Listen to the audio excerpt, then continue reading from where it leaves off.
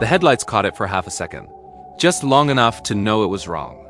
A woman stood in the middle of the road, not walking, not waving. Just standing there, soaked in moonlight, her dress hanging like it was dipped in river water, her face turned slightly away. A speedometer read 68. Zach slammed the brakes and the tires screamed, the car fishtailing as the woman vanished. No impact, no shadow, nothing, just empty asphalt rushing beneath them. The car stopped sideways across the road. Silence rushed in, thick and ringing. Aaron sucked in a breath. She was right there. Zach's hands shook on the wheel. His heart hammered so hard it hurt. I know. The road stretched ahead, dead straight, swallowed by trees that leaned inward like they were listening. No houses, no lights, no wind. Just the smell of hot rubber and something else, cold, wet, metallic. Zach reached for the camera mounted on the dash. The red light blinked, still recording. If you're watching this, he said, forcing his voice steady, don't look away. And yeah, stick around. These roads don't like being ignored. They sat there for a beat longer, neither of them daring to open the doors. Then the radio crackled, not static, whispering. Still here? Aaron's head snapped toward the console. Did you hear that? Zach turned the volume knob. The whisper stretched, distorted, like it was coming from underwater. Still here? Still here. Zach swallowed. This is why we're doing this. These places don't get attention. They just keep things. He eased the car back into gear and rolled forward, slower now. The road sign ahead flashed white in the headlights. Old Mill Road. Next 12 miles, Aaron exhaled a humorless laugh. One of the 15, Zach nodded. That's why this case matters. 15 roads. Same stories. Same patterns. Different states. Different years. He glanced at the lens. Some people call it a list. Others call it a warning. 15 most haunted roads in America. Ghostly encounters and dark legends revealed. The whisper on the radio stopped. The forest closed in. They drove in silence. The moon slid behind clouds, and the road darkened, the blacktop absorbing the light instead of reflecting it. Tree branches arched overhead, forming a tunnel that felt older than the pavement beneath it. Zach slowed again. Do you smell that? Aaron asked. Yeah. Zach's jaw tightened. River mud, but there was no river on the map. Not here. The temperature gauge on the dashboard dipped. Just a little. Enough to notice. Zach reached for the handheld EMF meter resting between the seats. It tripped once. Then again, baseline was 0, Aaron said. The meter spiked. From the woods to the right came a sound, not footsteps, something heavier, like wet fabric being dragged across leaves. Zach stopped the car. The engine ticked as it cooled. The sound stopped too. They waited. A woman's voice spoke from behind them. Don't stop. Aaron spun around, heart pounding, flashlight slicing through the back window. Nothing but road. Zach whispered, Tell me you heard that. I heard it. The EMF meter screamed. The air inside the car turned icy, breath fogging the windshield from the inside. A shape began to form in the fog, fingers dragging lines across the glass, slow and deliberate. Zach raised the camera. If you're here, he said, voice low, controlled. We see you. The fingers stopped. The fog cleared in a single breath, like something exhaled it away. The road ahead was empty. Aaron let out a shaky laugh. Okay, we keep moving. Zach nodded and pressed the gas.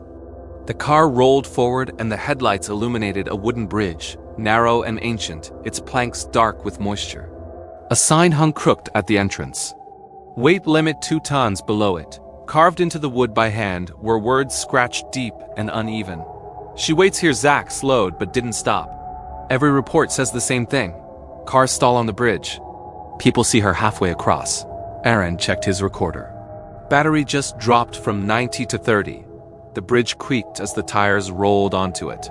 Halfway across, the engine sputtered. No, Zach muttered, tapping the gas. The headlights flickered. From the far end of the bridge, the woman appeared again. Closer this time. Her face lifted slowly, and where her eyes should have been was darkness that swallowed the light around it. Aaron screamed, Back up! The engine died. The car rolled forward on its own. The woman smiled, her mouth stretching too wide, and she spoke not aloud but inside their heads. You found me. The bridge groaned, planks bowing under an invisible weight. The air pressed in, crushing, cold. Zach forced himself to breathe. Listen to me, he whispered, to Aaron, to the camera, to whatever stood ahead. If this is getting to you, don't go anywhere. Stay with us. Some roads only show themselves when someone's watching. The woman stepped closer. The bridge shook. The car lurched forward another inch. Then the trunk slammed shut. Hard. Aaron whipped around. That wasn't. The back doors rattled, handles jerking up and down like someone was trying to get out. From the back seat came a child's voice, soft and shaking. Daddy? Aaron froze. Zach's blood ran cold. There was no child with them. The bridge creaked again, a plank snapping somewhere beneath the car. The woman raised her arm and pointed not at them, but behind them, toward the darkness of the road they'd come from. You don't leave, the voice inside their head said. You join. The back doors flew open. And something climbed into the car. And something climbed into the car. The suspension dipped hard, metal groaning as if a full-grown person had taken the back seat, but the seat itself remained empty. The smell hit first river rot and cold iron filling the car so fast Aaron gagged. Don't turn around, Zach said through clenched teeth, staring straight ahead at the woman on the bridge. His breath came out in short white bursts. Whatever it is, don't acknowledge it. The back seat creaked again. A wet sound followed, like soaked cloth being wrung out slowly. The child's voice came closer, right behind Aaron's ear. Daddy, why did you stop? Aaron whimpered. Zach. It knows my name. Zach's heart slammed. It doesn't. It's reading you. Don't answer. The woman ahead tilted her head, curious, amused. Her dress lifted slightly, though there was no wind, revealing feet that never touched the wood of the bridge. The car rolled another inch forward. No, Zach growled, jamming the brake pedal to the floor. It sank with no resistance. The back seat dipped again closer now, heavier. A small handprint appeared on the inside of the passenger window. Fingers too long, joints bent wrong. Condensation bloomed around it, spiderwebbing outward. The EMF meter screamed louder than it ever had. Aaron squeezed his eyes shut. I can feel it breathing. Zach forced himself to speak calmly. You're not my daughter. You're not his child. You're something that wears voices. The breathing stopped. For one terrifying second, everything went still. Then the car shook violently as if struck from below. A plank snapped. The front of the car dipped. The woman's mouth opened wider, jaw unhinging, a black void stretching down her throat. Stay, the voice said inside skull. We are lonely. Zach slammed his hand against the steering wheel. No. The trunk banged again once, twice like fists pounding from the inside. Aaron screamed, Something's back there! Zach reached down and yanked the emergency brake. Metal shrieked. The car lurched backward an inch. The woman hissed. The back seat weight shifted violently, thrown forward, and for the first time Zach felt it, icy fingers brushing the back of his neck. His vision tunneled. Zach! Aaron shouted. Zach forced his eyes open and did the only thing he could think of. He hit the horn. The sound blasted through the night, echoing down the forested road, shattering the silence like a gunshot. The woman recoiled, her form flickering, edges blurring. The fingers vanished, the weight lifted. The back doors slammed shut on their own. The engine roared back to life. Now, Zach shouted. He threw the car into reverse and floored it. The tires screeched against wet wood as the car shot backward, bouncing hard as it cleared the bridge and slammed onto asphalt. Zach spun the wheel, heart hammering, and the car fishtailed before straightening out. The headlights swept across the bridge one last time. The woman was gone. So was the bridge. Behind them was only empty road and trees. Aaron collapsed forward, hands shaking. Tell me you saw that too. Zach nodded slowly, chest burning. Every second. They drove without speaking, not daring to slow down. The forest thinned gradually, trees giving way to open stretches of road, the moon breaking free from the clouds again like nothing had happened. The temperature gauge rose back to normal. The EMF meter fell silent. Aaron finally laughed, a broken, hysterical sound. That wasn't just a haunting. Zach swallowed. No, that was a trap. The road curved gently now, familiar, almost comforting. A mile marker flashed past. MILE 7, Aaron frowned. We were at mile 12 when we hit the bridge. Zach's stomach dropped. He slowed the car. That's not possible. They crested a small hill. The headlights revealed another sign.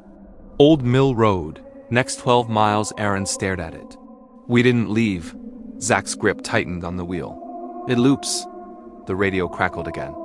Still here, Zach slammed it off.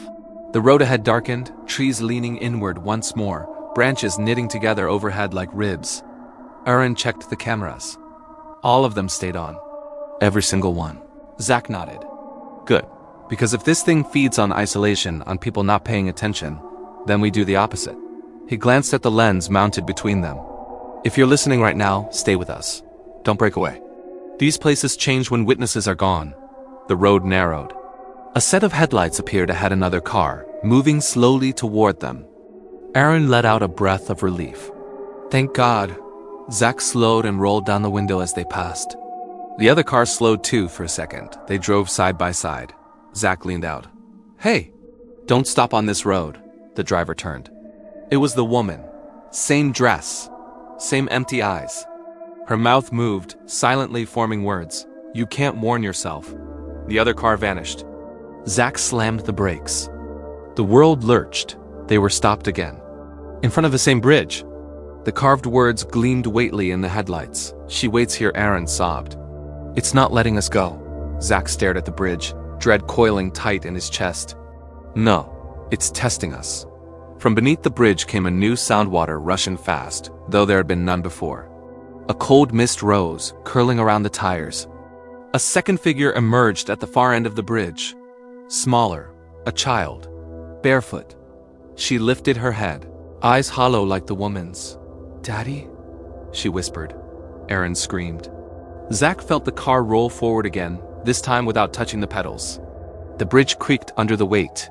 And from the woods behind them, something else answered the child's call. And from the woods behind them, something else answered the child's call. A low moan rolled through the trees, not loud but deep, vibrating the air inside the car like a distant engine idling underground. The mist thickened, crawling over the hood, seeping through the vents with a smell of flooded basements and rusted chains. Aaron clutched his head. There's more than one. Zach nodded slowly, eyes fixed on the bridge as the car crept forward. It's not just her. It's the road. It keeps everything that dies on it. The child took a step onto the bridge. The wood didn't creak beneath her feet. Behind them, branches snapped. Something heavy moved between the trees, unseen but close enough that Zach could feel each step through the floorboard. The rearview mirror fogged completely, then cleared in streaks like fingers had wiped it from the outside. Zach, Aaron whispered. It's behind us. I know. The car rolled another foot forward. Zach forced his breathing slow. We're not prey. We're witnesses. The EMF meter spiked again, but this time the needle vibrated, unable to settle. The radio, still off, clicked on by itself. A chorus of voices filled the car, men, women, children, overlapping whispers, stacked on whispers. Don't stop, still here. Help us. Aaron slapped the radio, but it didn't shut off. The voices grew louder, angrier, pressing in from all sides. Zach raised his voice. If this road wants attention, it's got it. You hear me? People are listening. The woman appeared again beside the child, rising from the mist like she'd always been there. She placed a hand on the child's shoulder. They watch, she said inside his head. It never helped. The car reached the center of the bridge. The rushing water beneath them roared now, black and fast, though there had been no river before. The bridge dipped lower, planks groaning under impossible weight. From the woods, the shape finally stepped into the headlights. It was a man or what had once been one. His body bent at angles no spine should allow, clothes fused to skin like they'd rotted together. One leg dragged uselessly, leaving a dark smear on the road behind him. His face was gone. Just a smooth stretch of pale skin where eyes and mouth should be. He lifted his head toward the car. The voices in the radio screamed. Aaron choked back a sob. That's a wreck victim. I can feel it. Zach nodded. They're all wreck victims. The faceless man took one step forward. The bridge shuddered violently. Zach slammed his palm against the dashboard. This is where it ends. You don't get to recycle us. The woman smiled again, slow and patient. Then choose, she whispered. Forward or back? The car stopped moving, suspended. The mist parted ahead, revealing the far side of the bridge road continuing, dark but solid. Behind them, the faceless man took another step closer. The child looked up at Aaron. Daddy, I'm tired. Aaron broke. I can't do this, he gasped. I can't leave her again. Zach grabbed his arm hard. That's not your daughter. She sounds like her. That's the point. The woman's smile widened. The bridge dipped again, wood cracking. Zach leaned toward the camera, voice urgent, raw. Listen to me, if you're here right now, don't look away. This is where people disappear. Pay attention. Stay present. These things lose power when they're seen. The radio voices faltered, flickering like a bad signal. The faceless man froze. The child blinked, confused. The woman hissed. Zach felt it then, a pressure lifting slightly, like fingers loosening their grip. He seized the moment. Forward, he said, slamming the gas. The engine roared. The car shot ahead, tires screaming as they tore across the remaining planks.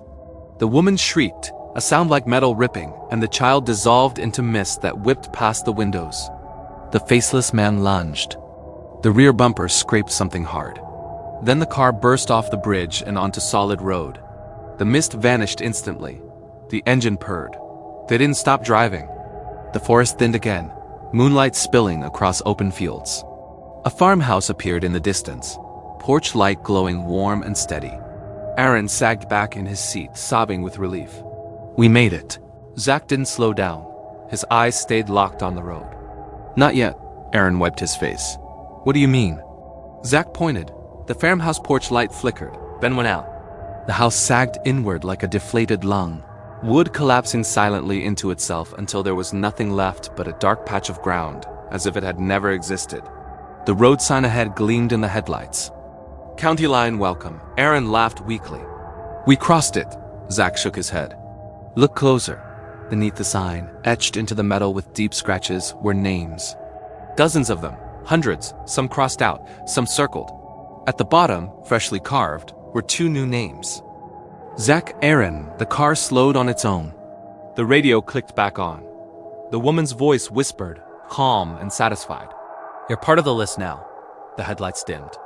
And the road ahead split into 15 identical paths. Each lane peeled away from the center like veins, all of them the same width, the same cracked asphalt, the same walls of trees leaning inward. No signs, no landmarks. Just 15 dark choices swallowing the headlights. The car rolled to a stop. The engine idled, too loud in the silence. Aaron stared ahead, eyes darting from one road to the next. That's not possible. Zach's mouth felt dry. 15 roads. 15 hauntings. The radio hummed softly, not voices this time, just a low, steady tone like something thinking. The dashboard lights flickered, and for a moment, each road ahead showed something different in the glow of the headlights. On one road, a wrecked pickup truck smoldered, twisted around a tree. On another, a woman stood by the shoulder, thumb raised, neck bent at an unnatural angle. On another, children lined the road, holding hands, faces blurred like smeared ink. Aaron squeezed his eyes shut. They're all showing deaths. Zach nodded. These are the stories, the legends. Every road feeds the same thing. The hum from the radio deepened. Choose, the woman's voice whispered. Every path leads somewhere. Zach laughed bitterly. That's the lie. He shifted the car into park. Aaron snapped his head toward him. What are you doing? We stopped playing its game. The temperature dropped again, sharp and sudden. The woods on all 15 roads began to move, not swaying, but leaning closer, branches bending inward like fingers curling into fists. The woman appeared ahead, standing at the center where the roads split. She looked solid now, clearer than before, water dripping steadily from her dress, though the ground beneath her remained dry. You don't choose, Zach said, meeting her hollow gaze. You want us moving, isolated, guessing. She tilted her head. Motion feeds the loop. Zach opened his door. Aaron grabbed his arm in panic. Zach, don't. Zach stepped out anyway. The night air hit him like ice water. Every instinct screamed at him to get back in the car, but he forced himself forward, boots crunching on gravel as he stood between the 15 roads. The woman watched him closely. You need witnesses, Zach said aloud. That's why you trap people one by one. That's why the list grows. The radio inside the car spiked, feedback screeching. Aaron leaned out the window, voice shaking. Zach, get back in, please. Zach didn't turn. If the road is the body, then you're just a symptom. The woman's expression hardened. Behind Zach, on the far left road, headlights appeared another car, approaching slowly. Aaron's breath caught. "Someone else is here?" The woman smiled. "They always come." Zach turned. The approaching car slowed as it reached the split, its headlights illuminating Zach standing alone in the center. The driver's window rolled down. A middle-aged man leaned out, confused. "Hey, what the hell is this place?" Zach rushed toward him. "Don't stop. Don't pick a road." The man frowned. "What?" Behind Zach, the woman lifted her arm. All 15 roads shifted at once. The trees slid, asphalt flowing like liquid, the lanes collapsing inward, merging into one. The man's eyes widened. "Jesus," the ground lurched. Zach was thrown backward, slamming hard onto the road. Pain exploded through his shoulder. The man's car vanished, swallowed by darkness, as the road snapped back into a single path. Zach gasped, scrambling up. The woman stood over him now, closer than ever. Her eyes were pits that reflected his own face, pale and frightened. "Witnesses stay," she whispered. "That's the rule." Zach felt hands grab his ankles. Cold, wet, desperate, he looked down. Dozens of arms reached up from the asphalt itself, skin pale and bloated, fingers clawing, faces half-formed beneath the road's surface like bodies trapped under ice. They pulled. Zach screamed as they dragged him toward the center line, the road softening beneath him like mud. Aaron burst out of the car, flashlight beam shaking wildly. "Let him go!" The beam swept over the reaching hands. Walls rose around them, forming a long corridor like a tunnel. Screens flickered to life along the walls, footage from dash cams, phones, security cameras. Every accident, every breakdown, every moment of panic caught on film. Every haunted road replayed endlessly. Aaron backed away. "This is a machine." The woman's eyes gleamed. "A living one." Zach stepped toward the largest screen. It showed their own car on the bridge. The woman standing ahead, the child behind. "Leave." Aaron stared. That's us." Zach's voice dropped. "It's still happening. Somewhere." The whispers grew louder, turning into chanting. "Watch. Watch." Zach turned to the woman. "If attention feeds this place, then so does choice." She frowned for the first time. "Explain." Zach faced the screens. His voice carried, steady and clear. "People think haunted roads are accidents waiting to happen. They're wrong. They're decisions. Stop, don't stop. Turn back, look closer. Share the warning." The chanting faltered. Aaron understood. His eyes widened. "You don't control the stories anymore." Zach nodded. "You only survive as long as people don't realize they have agency." The woman's form flickered.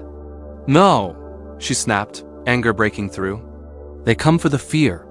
Zach shook his head. "They stay for the truth." He looked directly at the largest screen, the one showing their car, their faces frozen in terror. "And if you're seeing this right now," he said, voice rising, "don't just watch. Pay attention. Remember the names. Share the warnings. Subscribe to the truth, not the fear, because the moment these roads stop being entertainment and start being exposed, this place loses power." The screens began to glitch. The figures lining the corridor screamed not in rage, but in relief. One by one, they stepped back into the light beneath their feet, dissolving like mist at sunrise. The woman staggered. "You can't erase me," she hissed. Zach stepped closer. "No, but we can starve you." The corridor cracked. Light poured in from above, blinding and warm. Aaron shielded his eyes. "Zach!" The ground fell away. They were back in the car. The headlights snapped on. They were driving. Dawn broke over an empty stretch of highway, dew glittering on the grass.